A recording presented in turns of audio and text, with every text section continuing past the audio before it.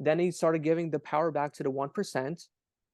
People started surviving because the farm started working properly. The second people started surviving, the communists killed them again, and then another 10 million people starved to death, and they started eating their own kids. It hasn't worked in Cambodia. It hasn't worked in China. It's killed tens of millions of people, and the only reason that they're doing so well now is because they looked at Hong Kong and they started using the capitalist models. In the Soviet Union, it worked towards the end because my mom lived in Ukraine, um, and I was born there. But so it worked at the end, but it's like how many tens of millions of people had to die for that to happen, and even then, the communism collapsed there, and they replaced it with capitalism. Um, so I see where you're coming from. I see that you have the best of intentions, even though you're advocating for the death of people in power. It's like, yeah, maybe sometimes we need a revolution, maybe.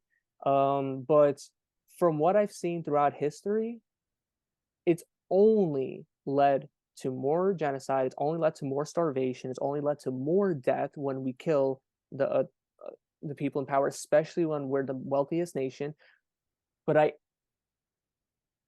I want you to understand that I do see where you're coming from. Maybe it could work. When you say things like that, I would say we could test it on a smaller country that's not doing as well, and then see, could our policies work there? Could killing the people at the top I and mean, then there's equalizing examples everything? already that you can look to, like Vietnam or Cuba. Vietnam worked. Well, try living in Cuba. Vietnam, and the oppression of Cuba is like, for some reason people always use that as an example. Nobody would want to live in Cuba. That's why they're trying their best to get the fuck out of Cuba. Well, Vietnam, I that mean, would be a decent, huh? they're sanctioned by the world power. Like any other I- country that supports Cuba is Iran sanctioned. is sanctioned by the world, and so is Russia. They became self-sufficient, but the difference between Iran and Russia is that they're not They're not islands. communist. They're not They're also communist. not, they're also not islands. They could find a way. And North Korea too. North Korea is sanctioned. They're not an island, but they have communism, and they just need funding from other people. Um, so Cuba's not a good Well, I mean, example. every company is economically dependent on the rest of the world because it's been globalized. The My biggest problem with having discussions with you with leftists is that they're right about so much, and then we go into like back and forth discussions, and then and especially with white leftists, their their rationale is actually, their debate skills are really good, and then I always deviate from like the emotional aspect, which is like what I've been trying to do, and then we got into a whole, communist discussion, which we shouldn't have done, and that was my fault, because I actually really like having discussions like what we just had there. The fact that you're maintaining your emotional cool is very impressive. Um, and the fact that I'm losing my um, emotional stability is very bad on my part. I should not have done that. Um, this this is a this leftist discussion, like this discussion about capitalism, communism taking over, um, equalizing everything. It's a conversation that I would love to have in a way where I'm more calm and where I listen more. And I couldn't do that here because I guess I was focused on the Israel thing, and I got derailed. And I can't give you the time to actually fully understand your perspective, which is something that I would like to do. I don't like giving counterpoints like what I just did there. Um, so yeah, um, going back to the apartheid state, access to movement and equal rights. My problem is that if we call Israel an apartheid state, it's going to cause more, um, it's going to rally more and more people to try to destroy Israel. And okay, fine, let's kill the top people of Israel who are right wingers or whatever. Let's do it. Let's kill all of them, or let's kill anybody who supports the state of Israel. In that war, we can't magically kill them. In that conflict, tens of thousands, if not hundreds of thousands of Palestinians will die. How could you justify that? Well, I want to go back to your earlier comment about every time that there was like a communist uprising in history that like millions of people died, right? So, for example, in the Soviet Union, you said tens of millions of people died when communism took over, right? I wouldn't say every time, but the most Just prominent examples, yes. as an example. So, I think the issue with that measurement is that you started measuring deaths at the moment of revolution, and that a historical analysis would look back over the last 50 years or the last 100 years of the power structure that existed before the revolution, and the death toll and inequality wasn't being measured beforehand. Like how many millions of people died before that revolution that caused the point that people were willing to risk their So lives and know willingly that they were going to die in a revolution in order to cause that. So that would be my let's response say to you. it was more. Let's say it was more, right? So it seems like you don't have the number and I don't have it either. But let's say it was more. Let's say it was 5 times more. Let's say 100 million Russians died, right? Um, yeah, let's say it's 100 million. Let's say it's 1 trillion people died. It doesn't change the fact that under the communist revolution and under the first 20 to 30 years with the Holodomor and all the other atrocities that happened, it doesn't change the fact that if they adopted the model that China did after 1980, then it would have caused less death, less starvation. It doesn't change that fact. Well, I don't think that's a fact. I think that's very subjective, like hypothetical, that like if a different country adopted what China did, then like I don't think that's a fact. Okay, you could believe that. You could try it out and see what happens. So, how I would justify the death of many, many people in a war Yes.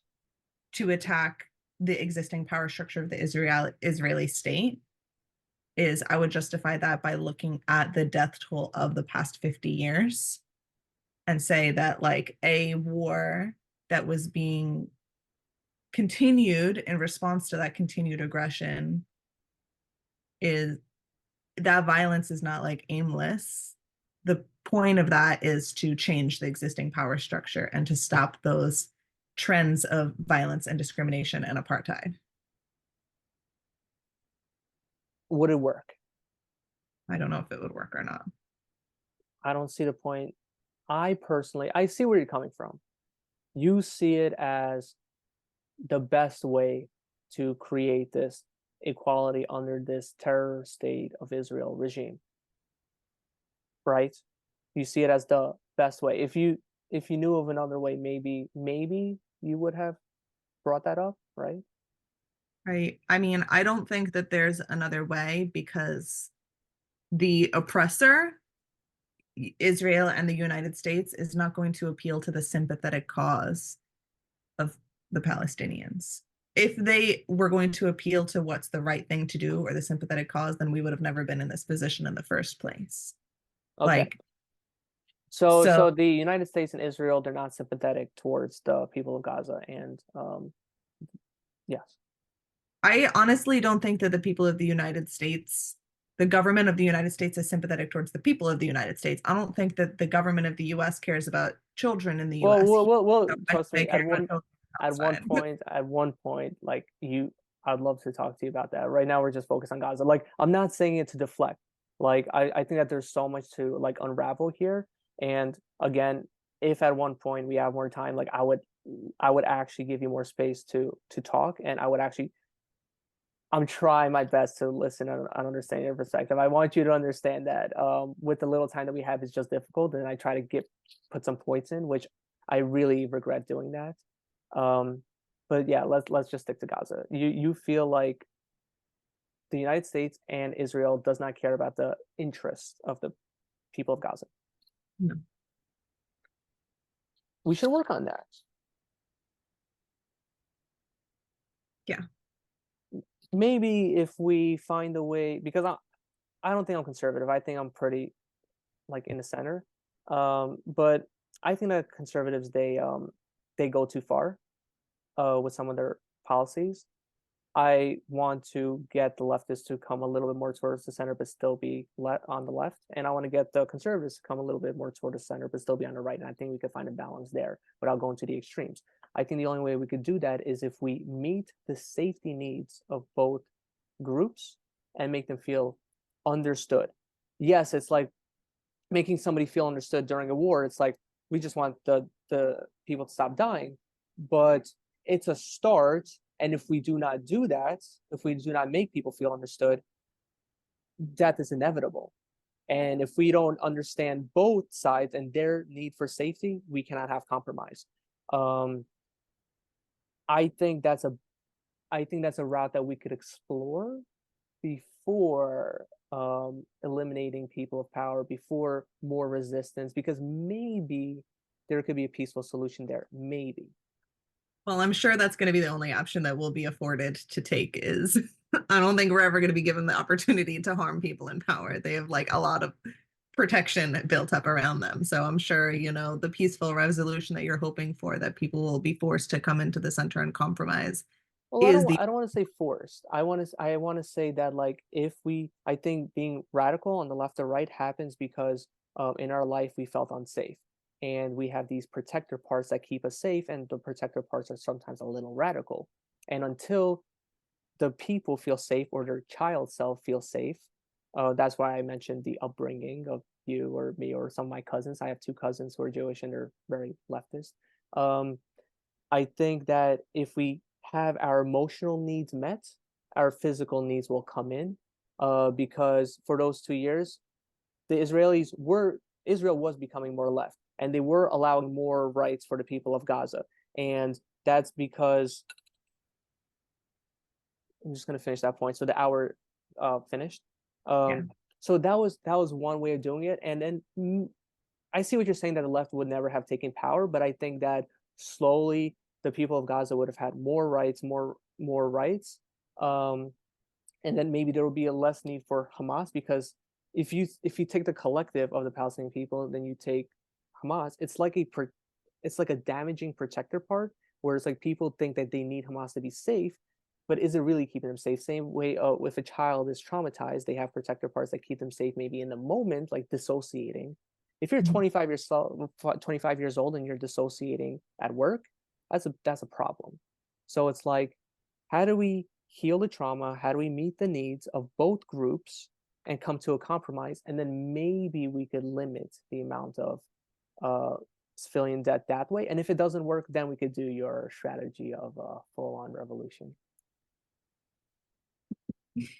Um, yeah, I mean, I just don't think that they would ever be allowed to get to that point. You know what I mean? Like, I know that there were other like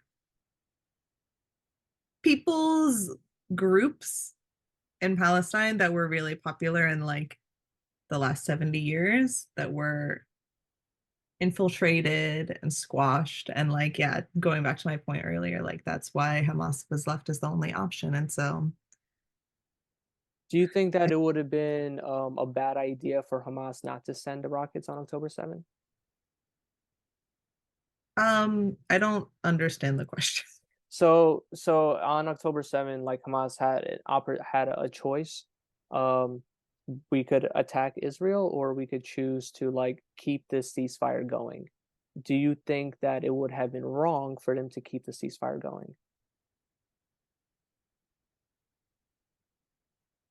Because Israel's occupying the land, they're not causing enough equal rights for the people of Gaza, right?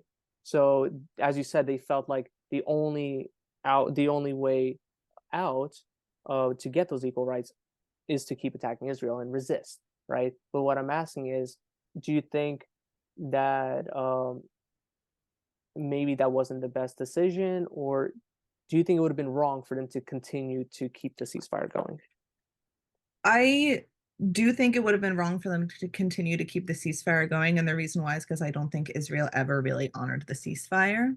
I think that the violence was still being committed by the state of Israel against Palestinian people, even during a ceasefire. I think their human rights were still being limited. Their access to water and resources and electricity, the internet were still being limited. And so as a So result of so that, like, So The that's violence, your definition. Okay, because like from what I understand, ceasefires they have to be like agreed on. So like if that's your definition of a ceasefire, you are 110% right. If your definition of like not having equal resources and stuff is the definition of a ceasefire, then you are more than right, and I actually agree with you.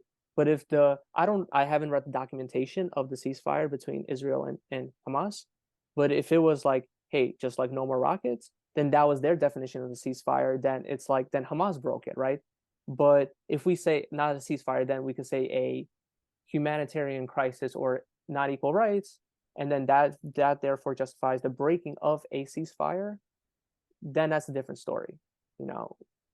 Like both things could be true at the same time, you know. yeah, it's very subjective.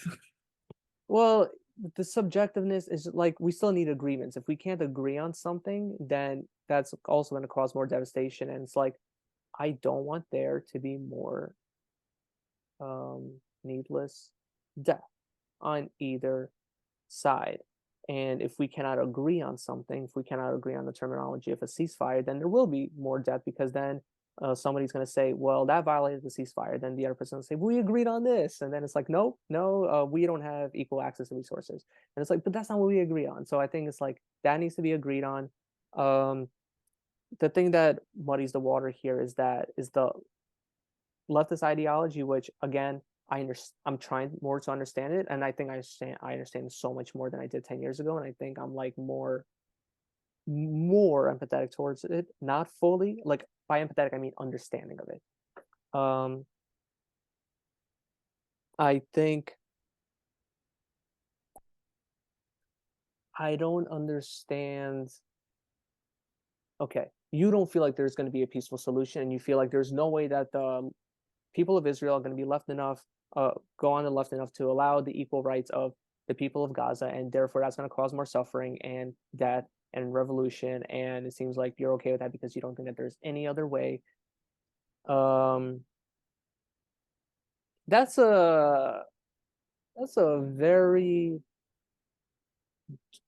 dark reality for you, and I'm very sorry that you see the world this way. And it must be terrible seeing the world like this. And I There's a lot of really despair. despair, yes. And I feel really, really, I feel really bad that you feel this way. Because I want you to like have a happy life where you're feeling pretty confident and empowered to make like beautiful changes in the life of yourself and the lives of people around with as little death as possible. But like because you are feeling like this despair, it might be a little difficult. Um, I have hope. I just think that in order for the vision that I hope for to be successful, it will require violence and death, just to even the playing field of the violence and death that's being perpetrated against the people. It must be returned. Like, I just don't think it can happen peacefully because it has never happened before in history. it has never happened before. Yeah, I don't think that any peace, justice has ever been reached without violence. But at one point, two sides were like, "Hey, this is enough violence." Yeah, but just because there's been enough violence and then you reached a point of peace doesn't mean that there's justice. Yeah, I've actually heard that term justice before. I have the video recording with another person. It's like there will continue to be resistance until there's justice. That's a very dark area, and yeah, okay, all right. What's it like living with these feelings? Like, do you feel this like constantly with the political environment, or Every day. isn't that like too much of a burden to bear? The alternative would be giving into despair, which would be worse.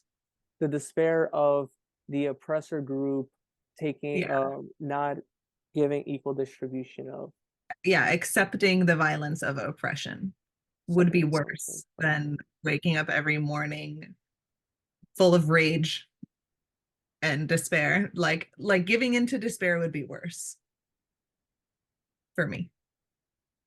Giving into the despair of of Of being the controlled oppressed, by the oppressors and the despair of the oppressed.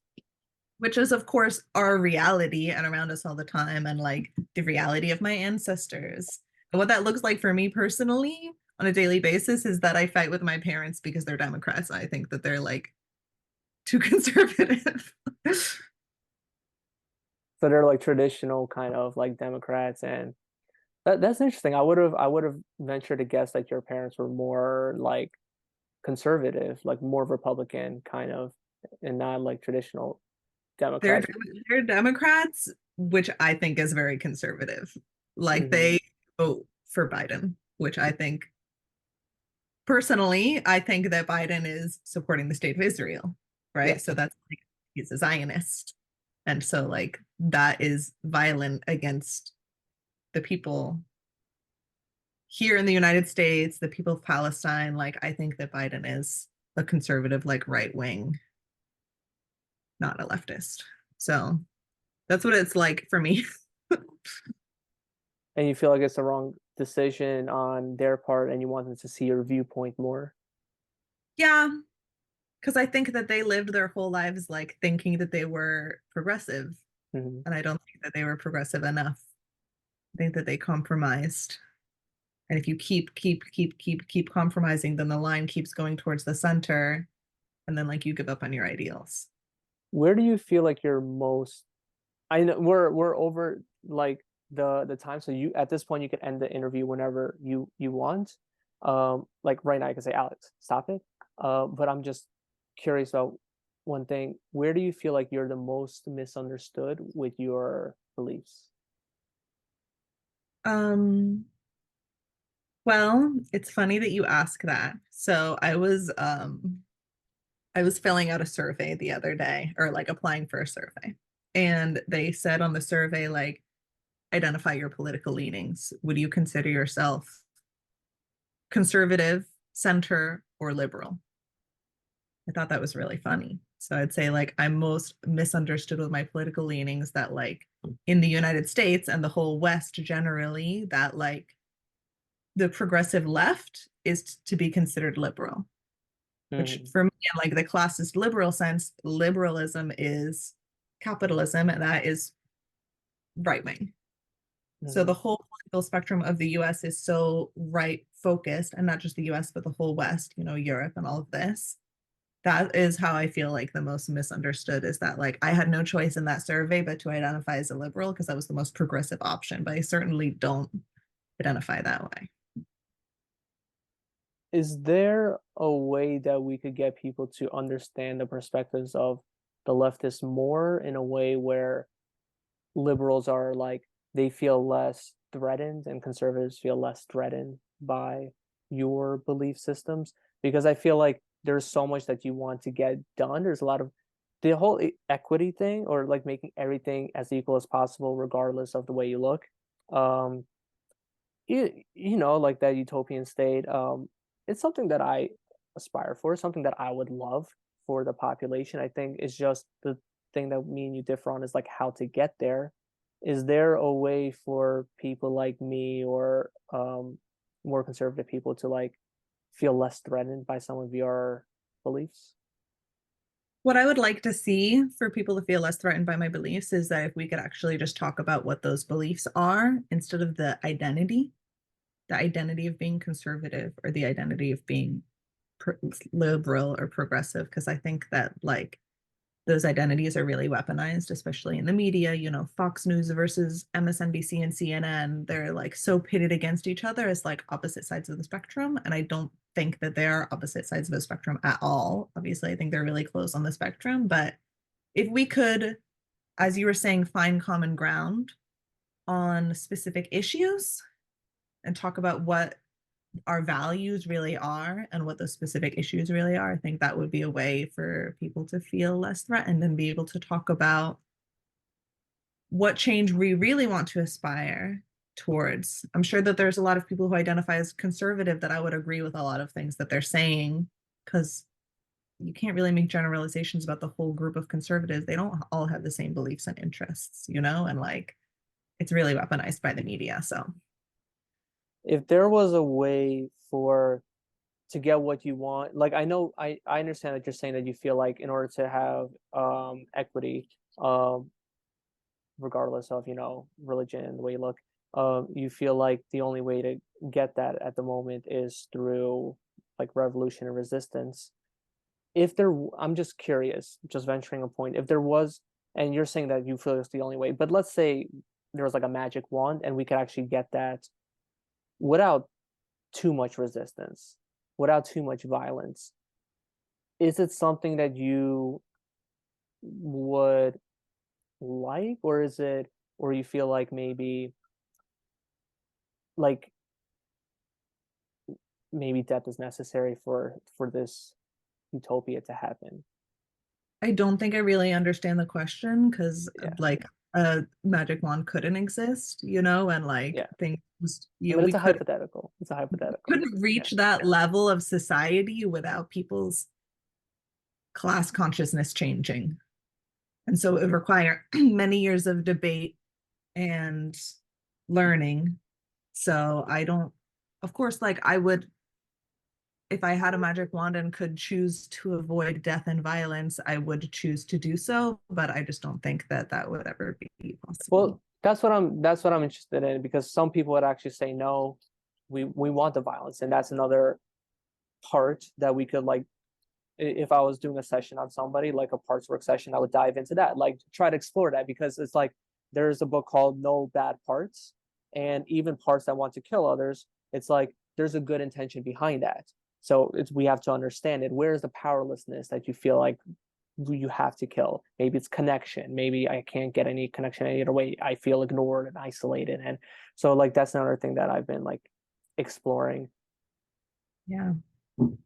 I see what you're saying, that these hypothetical scenarios don't are not going to help or anything. I at the moment I'm looking for it. Yeah. Get it.